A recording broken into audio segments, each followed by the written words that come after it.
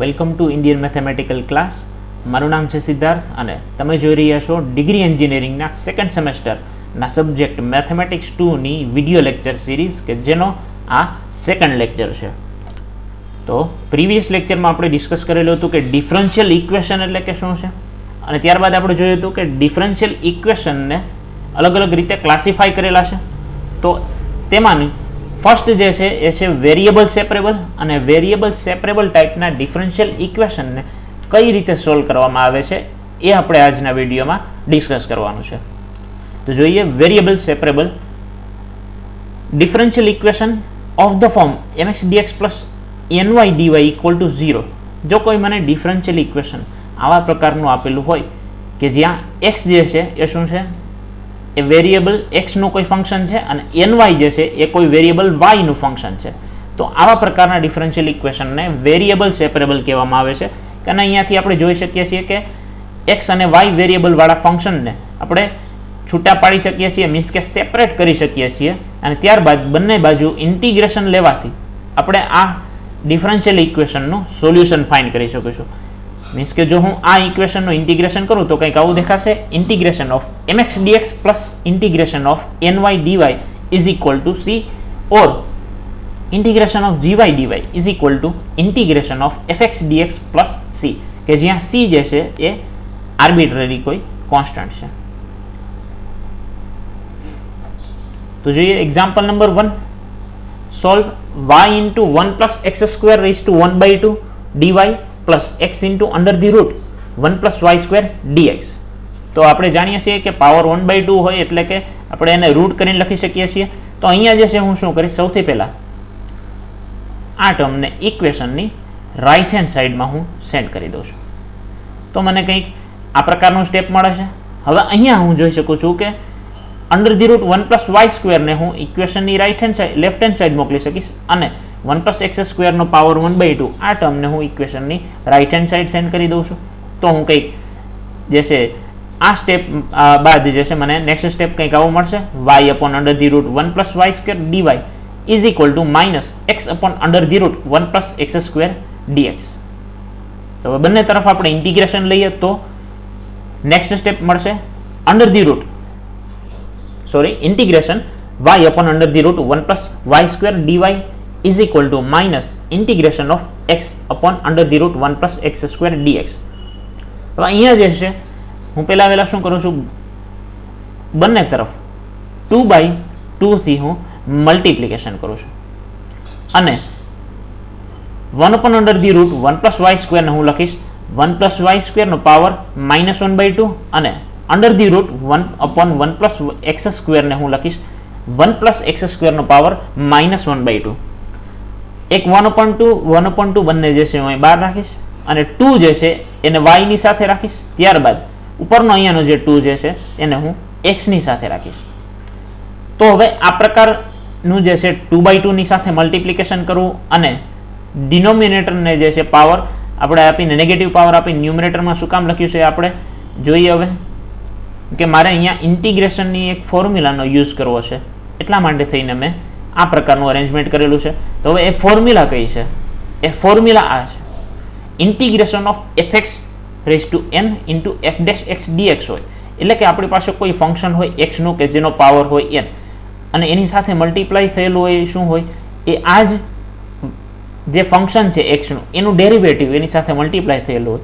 તો આનો આન્સર જે છે શું આવે, ઇન્ટિગ્રેશનનો આન્સર આવશે fx raise to n plus 1, એટલે કે જે પાવર અહીંયા n હશે એમાં એક એડ થઈ જશે, અને એ નવો પાવર જ આવશે એના ડિનોમિનેટરમાં, એટલે કે છેદમાં આવશે n+1 પાવર. તો આ ફોર્મ્યુલાનો હું યુઝ કરી શકું એમ છું.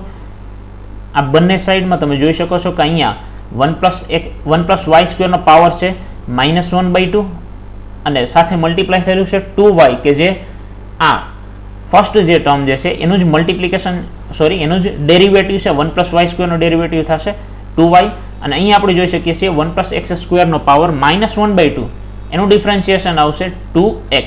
તો કે આ ફોર્મ્યુલાનો આપણે અહીંયા યુઝ કરી શકીએ છીએ. તો એ ફોર્મ્યુલાનો યુઝ કરતા આપણને મળે છે આગળ 1/2 as it is into 1 plus y સ્ક્વેરનો પાવર 1/2, આ -1/2 ની અંદર એક એડ થશે, અને એ જ નવો પાવર જે છે 1/2 એના ડિનોમિનેટરમાં આવશે. -1/2 તો બહાર છે તો એ તો એઝ ઇટ ઇઝ. પછી અંદર ઇન્ટિગ્રેશનમાં આવશે -1/2, અહીંયા પાવર છે તો એમાં એક એડ થશે અને એ જે ન્યૂ પાવર આવ્યો છે 1/2 એ જ અહીંયા છેદમાં આવશે. પ્લસ કરીને આપણે ઇન્ટિગ્રેશન માટે આપણે જે છે કોન્સ્ટન્ટ એડ કરીએ છીએ એ પણ આપણે લાસ્ટમાં એક એડ કરી દઈશું.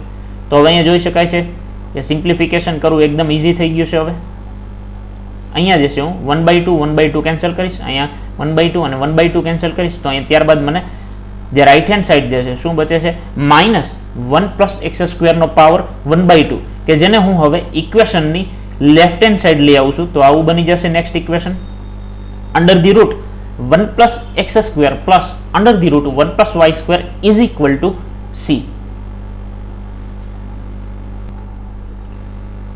તો આ છે આપણા ડિફરન્શિયલ ઇક્વેશનનું સોલ્યુશન.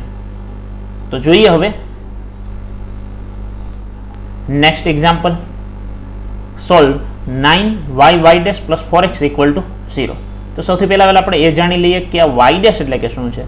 તો y' એટલે કે છે dy/dx, એટલે કે y' જે છે એ y નું ડિફરન્શિએશન છે, મીન્સ કે વિથ રિસ્પેક્ટ ટુ x એનો ડેરિવેટિવ છે. y' એટલે કે થશે dy/dx.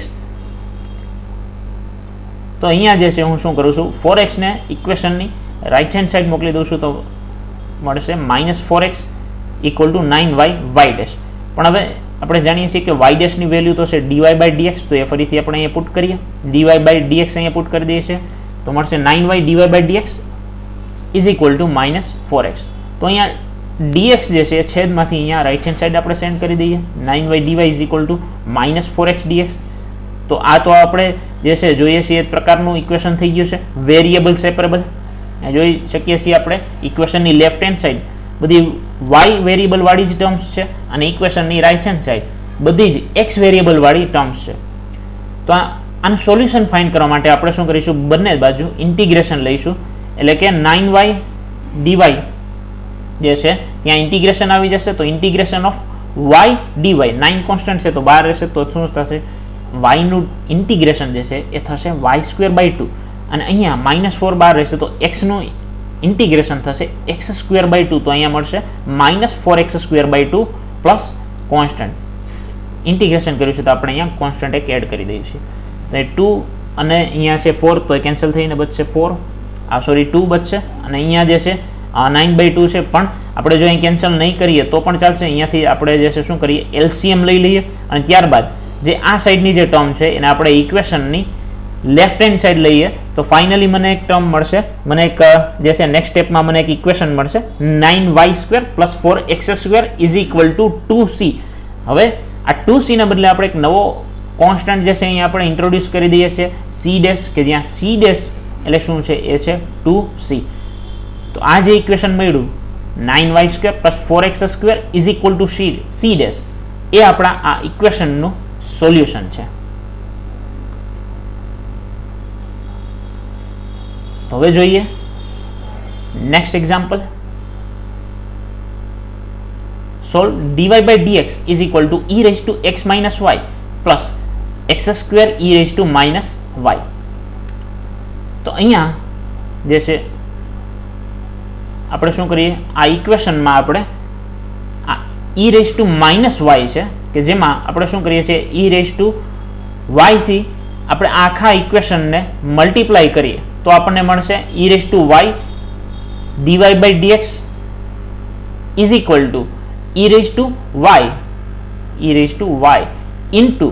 e⁻y પછી આપણે જાણીએ છીએ કે e⁻x -y હોય તો એને આપણે લખી શકીએ છીએ e⁻x × e⁻y. તો અહીંયા જે છે આ e⁻y કેન્સલ થશે તો અહીંયા બચશે e⁻x અને આપણે e⁻y ની સાથે આ ટર્મને આપણે મલ્ટીપ્લાય કરીશું તો ત્યાં પણ e⁻y અને e⁻y કેન્સલ થશે તો લાસ્ટ ટર્મ બચશે જસ્ટ x².